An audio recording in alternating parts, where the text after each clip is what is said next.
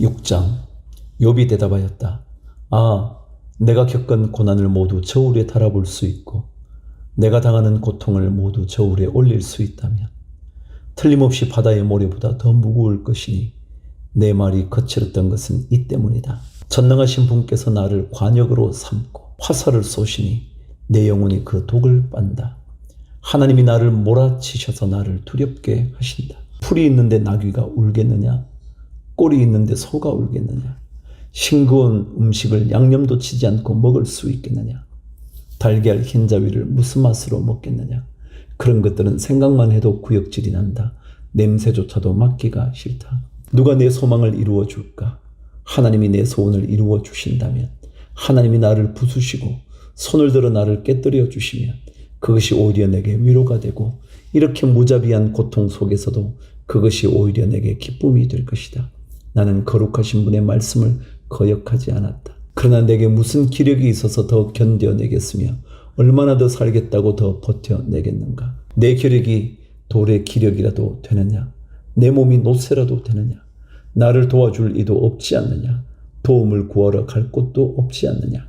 내가 전능하신 분을 경외하든 말든 내가 이러한 절망 속에서 허덕일 때야말로 친구가 필요한데, 친구라는 것들은 물이 흐르다가도 마르고 말랐다고도 흐르는 개울처럼 미덥지 못하고 배신감만 느끼게 하는구나. 얼음이 녹으면 흙탕물이 흐르고 눈이 녹으면 물이 넘쳐 흐르다가도 날이 더워지면 쉬 마르고 날이 뜨거워지면 흔적조차 없어지고 마는 개울.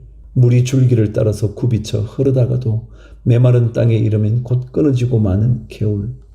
대마의 대상들도 물을 찾으려 했고 스바의 행인들도 그 개울에 희망을 걸었지만 그들이 거기에 이르러서는 실망하고 말았다. 그 개울에 물이 흐를 것이라는 기대를 했던 것을 오히려 부끄러워하였다. 너희가 이 개울과 무엇이 다르냐? 너희도 내 몰골을 보고서 두려워서 떨고 있지 않느냐? 내가 너희들아 이거 내놓아라 저거 내놓아라 한 적이 있느냐? 너희의 재산을 떼어서라도 내 목숨을 살려달라고 한 적이 있느냐?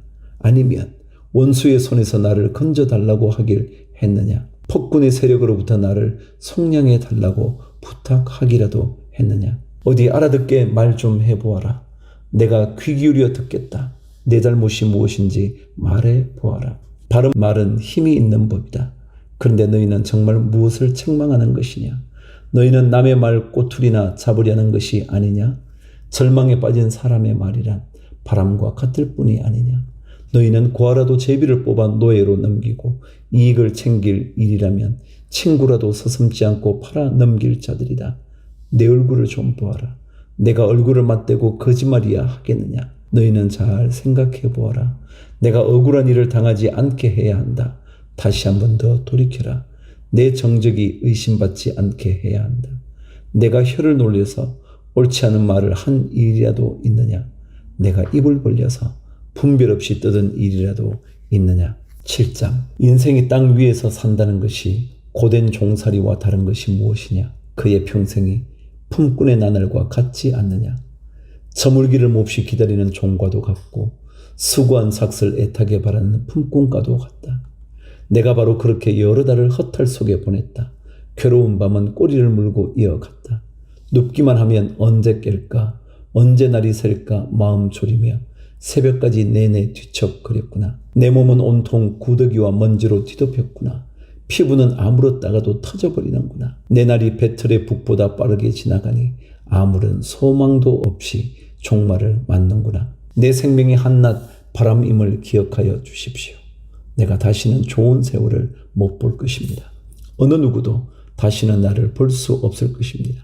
주님께서 눈을 뜨고 나를 찾으려고 하셔도 나는 이미 없어졌을 것입니다. 구름이 사라지면 자취도 없는 것처럼 서울로 내려가는 사람도 그와 같아서 다시는 올라올 수 없습니다. 그는 자기 집으로 다시 돌아오지도 못할 것이고 그가 살던 곳에서도 그를 몰라볼 것입니다. 그러나 나는 입을 다물고 있을 수 없습니다. 분하고 괴로워서 말을 하지 않고는 견딜 수 없습니다. 내가 바다 괴물이라도 됩니까? 내가 깊은 곳에 사는 괴물이라도 됩니까? 어찌하여 주님께서 나를 감시하십니까? 잠자리에라도 들면 편해지겠지. 깊은 잠이라도 들면 고통이 덜하겠지. 하고 생각합니다만 주님께서는 악몽으로 나를 놀라게 하시고 무서운 환상으로 저를 떨게 하십니다. 차라리 숨이라도 막혀버리면 좋겠습니다. 뼈만 앙상하게 살아있기보다는 차라리 죽는 것이 낫겠습니다. 나는 이제 사는 것이 지겹습니다. 영원히 살 것도 아닌데 제발 나를 혼자 있게 내버려 두십시오. 내 나날이 허무할 따름입니다. 사람이 무엇이라고 주님께서 그를 대단하게 여기십니까? 어찌하여 사람에게 마음을 두십니까? 어찌하여 아침마다 그를 찾아오셔서 순간순간 그를 시험하십니까? 언제까지 내게서 눈을 떼지 않으시렵니까?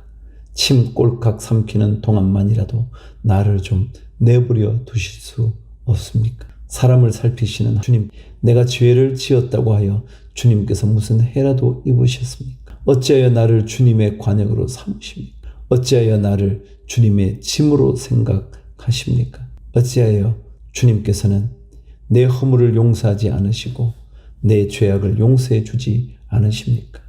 이제 내가 숨져 흙 속에 누우면 주님께서 아무리 저를 찾으신다 해도 나는 이미 없는 몸이 아닙니까? 8장 수아 사람 빌닷이 대답하였다. 언제까지 내가 그런 투로 말을 계속할 거냐? 내 입에서 나오는 말 거센 바람과도 같아서 걷잡을 수 없구나. 너는 하나님이 심판을 잘못하신다고 생각하느냐? 전능하신 분께서 공의를 거짓으로 판단하신다고 생각하느냐? 내 자식들이 주님께 죄를 지으면 주님께서 그들을 벌하시는 것은 당연한 일이 아니냐? 그러나 내가 하나님을 간절히 찾으며 전능하신 분께 자비를 구하면 또 내가 정말 깨끗하고 정직하기만 하면 주님께서는 너를 살리시려고 떨치고 일어나셔서 내 경건한 가정을 회복시켜 줄 것이다. 처음에는 보잘것없겠지만 나중에는 크게 될 것이다. 이제 옛 세대에게 물어보아라. 조상들의 경험으로 배운 진리를 잘 생각해 보아라. 우리는 다만 갓 태어난 사람과 같아서 아는 것이 없으며 땅 위에 사는 우리의 나날도 그림자에 지나지 않는다. 조상들이 내게 가르쳐주며 일러주지 않았느냐? 조상들이 마음에 깨달은 바를 말하지 않았느냐? 늪이 아닌 곳에서 왕골이 어떻게 자라겠으며 물이 없는 곳에서 갈대가 어떻게 크겠느냐? 물이 말라 버리면 왕골은 벨 때가 아직 멀었는데도 모두 말라 죽고 만다. 하나님을 잊은 모든 사람의 앞길이 이와 같을 것이며 믿음을 저버린 사람의 소망도 이와 같이 사라져버릴 것이다. 그런 사람이 믿는 것은 끊어질 줄에 지나지 않으며 의지하는 것은 거미줄에 지나지 않는다.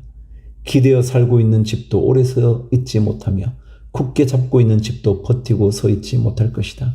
비록 햇빛 속에서 싱싱한 식물과 같이 동산마다 그 가지를 뻗으며 돌 무더기 위에까지 그 뿌리가 엉키어서 돌 사이에 뿌리를 내린다고 해도 뿌리가 뽑히면 서 있던 자리마저 나는 너를 본 일이 없다고 모르는 채 할 것이다.